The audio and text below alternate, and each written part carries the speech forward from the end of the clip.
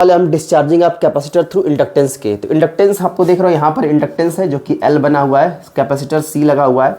अब इस मतलब हमें इस कैपेसिटर को, जो हमारा ये कैपेसिटर लगा हुआ है, इसको हमें डिस्चार्ज करना है किसके थ्रू, इस इंडक्टेंस के थ्रू। उस केस में अब हम जानते हैं इंडक्टेंस की वैल्यू का ईएमएफ जो होता है वो माइनस LdI/dt होता है। क्यों ऐसा होता है, क्योंकि जो इंडक्टेंस होता है वो करंट की वैल्यू को अपोज करने की कोशिश करता है, इसलिए यहाँ पे साइन किसका लगता है, माइनस का लगता है। अब इस केस में देखो, डिस्चार्जिंग केस में क्या करने वाले हैं हम, जब डिस्चार्ज करेंगे इसको तो हम S और R को क्या करेंगे, एक साथ इसको कनेक्ट कर देंगे, बैटरी को रिमूव कर देंगे। जब बैटरी रिमूव हो जाएगा तो इस केस में, अब हम अगर चार्जिंग केस को समझे तो उस केस में क्या रहता है, P और R आपस में कनेक्ट रहेंगे। तो P और R अगर आपस में कनेक्ट रहेंगे तो उस केस में जो वोल्टेज होगा वो पूरा इस कैपेसिटर के पास जाएगा और उसको चार्ज कर देगा। लेकिन अब हम क्या करने वाले हैं, P R को अब क्या करें, रिमूव करेंगे। अब हम क्या करेंगे, R और S को क्या करेंगे, कनेक्ट करेंगे। तो अब पूरी तरह से कैपेसिटर हमारा चार्ज हो गया होगा। अब पूरी तरह से जब कैपेसिटर चार्ज होगा तब उसको हम डिस्चार्ज करेंगे, किसके थ्रू करेंगे, इंडक्टेंस के थ्रू। तो अब ये बैटरी को रिमूव कर देंगे ताकि एक्स्ट्रा कोई वोल्टेज इसके ऊपर ना जाए। तो उस केस में कैसे ये जो सर्किट है उसका एक्सप्लेन कैसे करेंगे उसको देखते हैं। तो बोला कि let a capacitor C connected with inductance L, capacitor C जो है इंडक्टेंस L के साथ लगा हुआ है, and cell of EMF E, और जो सेल का EMF है वो E है, थ्रू 2K, जो 2K के साथ जुड़ा हुआ है P और S के साथ। बोला let the first capacitor charge maximum possible value. जब ये P और R आपस में जब कनेक्ट होंगे, मतलब चार्जिंग केस में, उस केस में जो आपका कैपेसिटर है वो फुल्ली चार्ज रहा होगा, तो उस केस में उसकी वैल्यू जो चार्ज की है वो CE है। फिर बोला है when we connected P and R, जब P और R को जब कनेक्ट किए रहे होंगे तब उस केस में चार्जिंग होगा। और हम बात करें for discharging when we connected S and R, जब डिस्चार्जिंग केस में क्या होगा, जब हम S और R को आपस में क्या करते हैं, कनेक्ट कर देते हैं। मान लो कि एक समय T 0 से आपने स्टार्ट किया था तो उस केस में चार्ज हुआ, लेकिन एक समय T ऐसा आएगा जब ये पूरी तरह से चार्ज होगा, तो उस केस में एक टाइम T होगा जब इसको हम डिस्चार्ज करना स्टार्ट करेंगे। तो बोला at an instant time T the potential difference across the capacitor will be Q/C। Capacitor के क्रॉस क्यों ऐसा होगा कि हमने बताया था Q बराबर होता है क्या, CV। तो अगर हम बोले तो V इक्वल टू क्या होगा, Q/C होगा।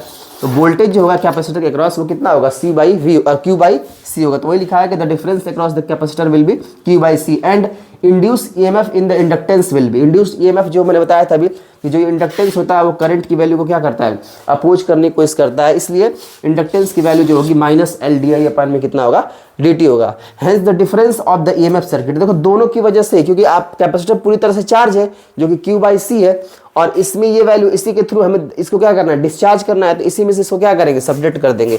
तो Q/C माइनस LdI/dt कर देंगे इसको। तो अगर इसको एक इक्वेशन के फॉर्म में देखा जाए तो जो इधर का जो ये वोल्टेज है और इधर के वोल्टेज के बराबर होगा, तो इस सर्किट में कोई रेजिस्टेंस नहीं लगा है। तो रेजिस्टेंस न लगने की वजह से क्या होगा, बोला since there is no resistance in the circuit so effective EMF must be equal to 0।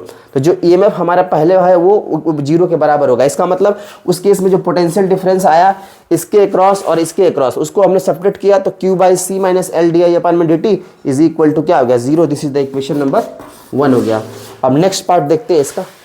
जो इक्वेशन मिला था Q/C minus LdI/dt equal to 0। अब क्या करेंगे, इसको L को इधर लेके आ जाओ, चाहे उधर भेज दो, LdI/dt उधर जाएगा तो माइनस Q/C इक्वल टू 0 हो जाएगा। हमें पता है I इक्वल टू dQ/dt होता है, लेकिन यहाँ पे करंट की वैल्यू डिक्रीज हो रहा है इसलिए साइन माइनस का लगा। तो यहाँ पे लाओगे तो ये हो जाएगा आपका कितना, I की जगह पर रखो तो ये माइनस हो जाएगा, माइनस LdQ/dt स्क्वायर, फिर माइनस Q/C इक्वल टू 0। अब क्या करो, माइनस L से ऊपर नीचे डिवाइड कर दो, तो माइनस L से यहाँ करोगे तो ये कट जाएगा तो प्लस में हो जाएगा, और यहाँ माइनस से करोगे तो नीचे Q/LC आ जाएगा और ये माइनस प्लस हो जाएगा, इक्वल टू 0 हो जाएगा। हम ओमेगा स्क्वायर की वैल्यू जानते हैं 1/LC होता है, ठीक है। तो यहाँ पर इसको d2Q/dt स्क्वायर प्लस यहाँ पे 1/LC को ओमेगा स्क्वायर लिख देंगे इंटू Q इक्वल टू 0।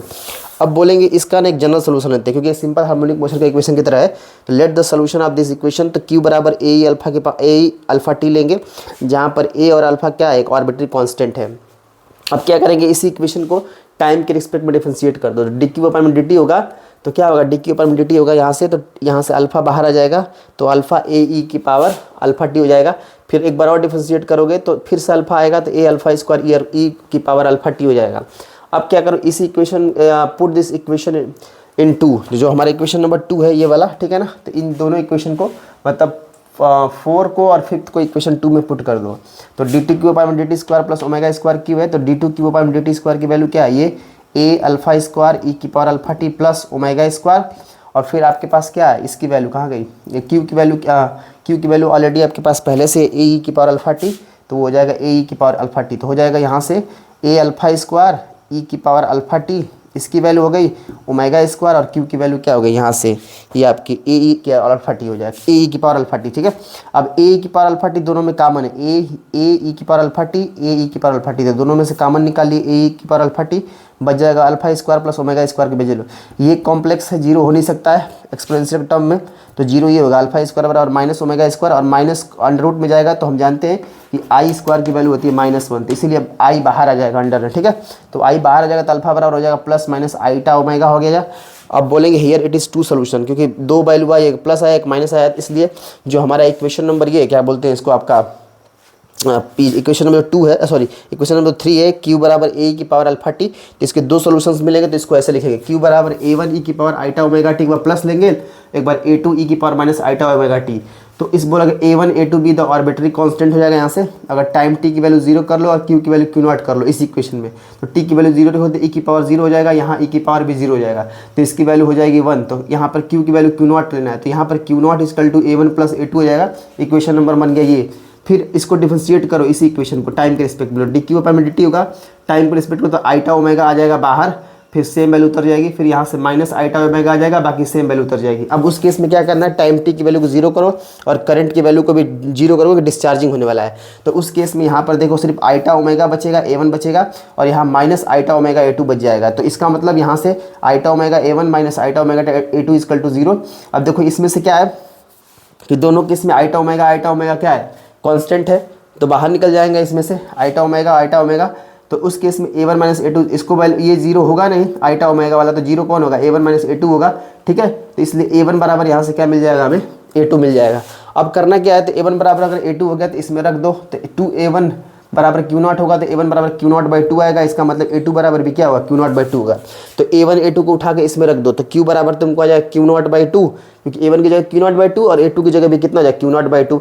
अब इस दोनों में से q0/2 कॉमन निकालोगे तो ये जो वैल्यू बचेगा e की power आईटा omega T plus e की power minus eta omega T by 2, जो यहाँ पे था उसको अंदर रहने दो, तो 2, तो ये जो होता है किसका कास ओमेगा टी की वैल्यू होती है, तो यहाँ पर q बराबर q0 कास ओमेगा टी, और कास जो होता है हमेशा डिक्रीजिंग फॉर्म में चलता है। ठीक है, पहले डिक्रीज होगा फिर ऐसे हो, क्योंकि ग्राफिक कास से कैसे होता है, कास अगर आप देखोगे तो पहले ऐसे स्टार्ट होता है, तो इस केस में कहने का मतलब ही क्या है, पहले डिस्चार्ज हो रहा है, तो उस केस में हम लोग किसी भी कैपेसिटर को इंडक्टर के थ्रू कैसे डिस्चार्ज करते हैं, तो ये इसका लेक्चर रहा। ठीक है, थैंक यू।